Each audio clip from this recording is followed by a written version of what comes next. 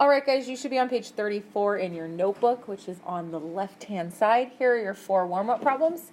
Please write them down.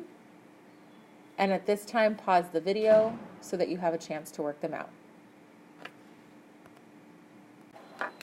All right, now that everyone has had a chance to work out the warm-up problems, let's go through them.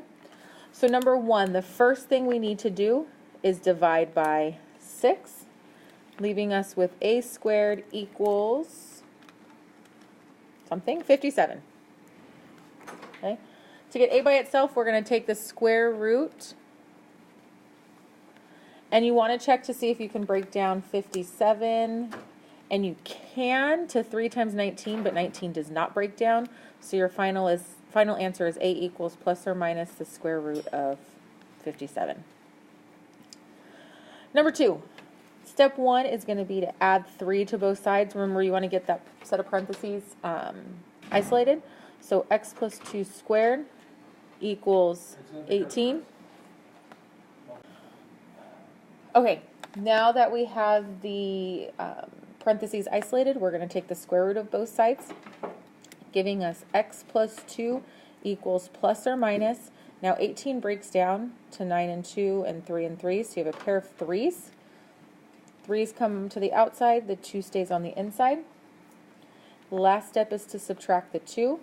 Final answer, x equals negative 2 plus or minus 3 square root of 2.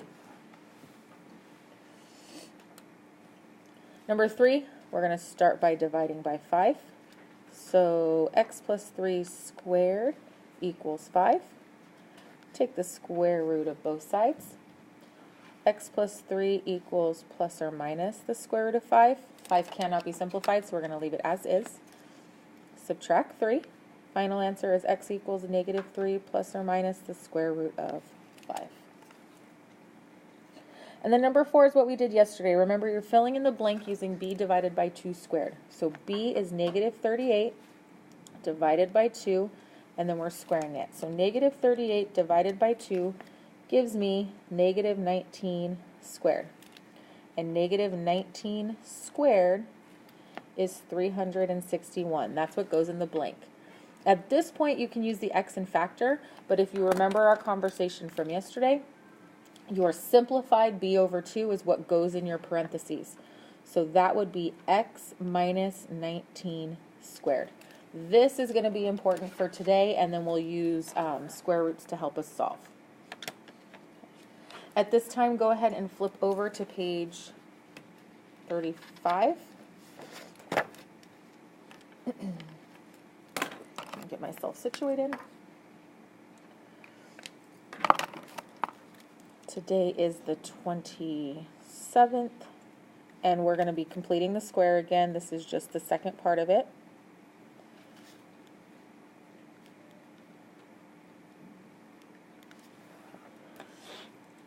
So we still have to use b divided by 2 squared. This is what fills in that blank and helps us factor so that we can solve. Okay? So we're going to go through a couple things.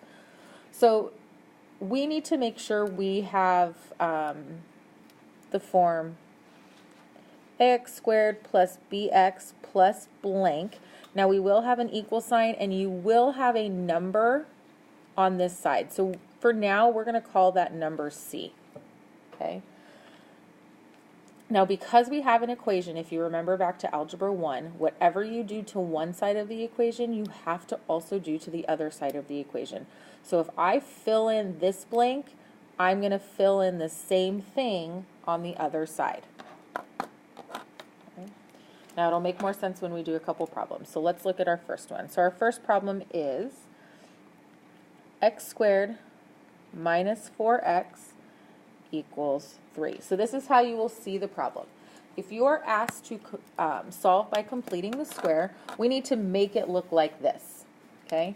So our a term is 1, so we can leave that as is. So x squared, b term is negative 4x. We have a blank we're filling in. Then we have our constant term. And again, whatever you add to one side, you have to add to the other side.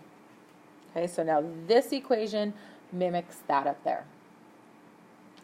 To fill in the blank, we take our b divided by 2 squared. So what is b? Hopefully you all said negative 4.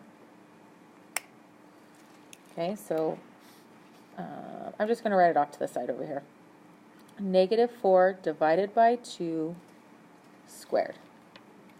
Negative 4 divided by 2 is negative 2, and that's still squared, and negative 2 squared is a positive 4. Okay, so to fill in the blank, I would have 4 and 4. Whatever you do to one side, you have to do to the other side. Now, this is exactly what we did yesterday. We factored that. Okay, so this in factored form, you're looking for two numbers that multiply to 4 and add to negative 4. And if you remember, whatever our simplified term is what's in parentheses. So this is really x minus 2 squared. So I took this and factored it. Now I can simplify what's on the right-hand side. 3 plus 4 is 7. That should look really familiar to you. At this point, you should be able to solve by taking square roots. So to get x by itself, we would square root both sides, giving us x minus 2 equals plus or minus the square root of 7. And I know 7 cannot be simplified. I still need x by itself, so I'm going to add 2 to both sides. Final answer is x equals 2 plus or minus the square root of 7.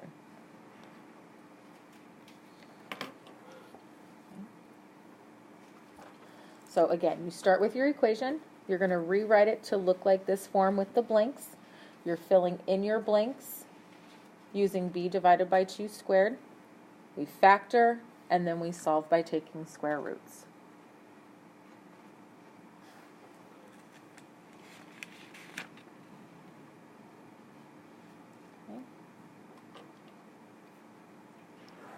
All right, let's look at another one.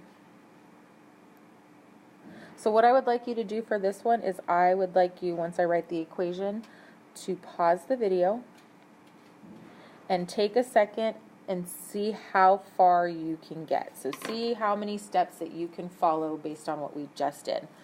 So at this time, pause the video and see how far you can get. Once you have paused it and everyone's good, or once everyone's good, then unpause and go ahead and watch. All right, now that you've worked out the question, let's set everything up. So I need to have my blanks here. So x squared plus 16x plus blank equals 36 plus blank. That's your first step, is making sure you have those blanks that you can fill in. Now to fill them in, it's b divided by 2. So b is 16 divided by 2 squared. 16 divided by 2 is 8. And 8 squared is 64. So I'm going to add 64 to both sides of my equation, because again, whatever you do to one side, you have to do to the other. Now we're going to factor. Two numbers that multiply to 64 and add to 16. You can do your x, or you know that that's the simplified term, so it's x plus 8 squared equals 36 plus 64 gives me 100. Solve by taking square roots. So I'm going to take the square root of both sides. X plus 8 equals plus or minus 10. Don't forget your plus or minus. To solve for x, I'm going to subtract 8 from both sides.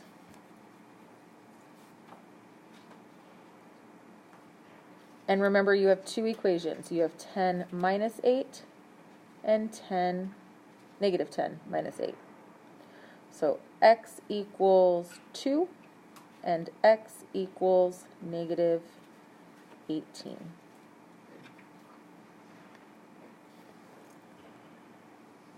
Let's try one more like this before we move on to one that has an additional step.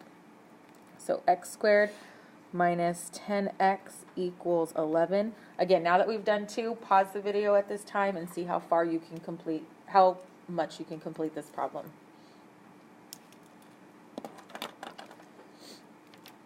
Now that you've had a chance to work on it, let's see how you did. So you should have x squared minus 10x plus blank equals 11 plus blank. Okay, to fill in the blanks, it's b, which is negative 10 divided by 2 squared. Negative 10 divided by 2 is negative 5 squared, and negative 5 squared is 25. So we're looking for two numbers that multiply to 25 and add to negative 10, and again, it's right there for you. So x minus 5 squared equals 11 plus 25 is 36. Take the square root. X minus 5 equals plus or minus 6. I'm going to add 5 to both sides. X equals, you have two equations, 6 plus 5 and negative 6 plus 5. So you end up with x equals 11 and x equals negative 1.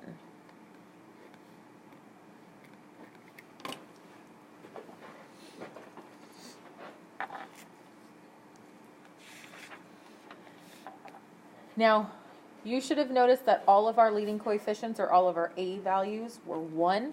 You cannot complete the square unless a equals 1.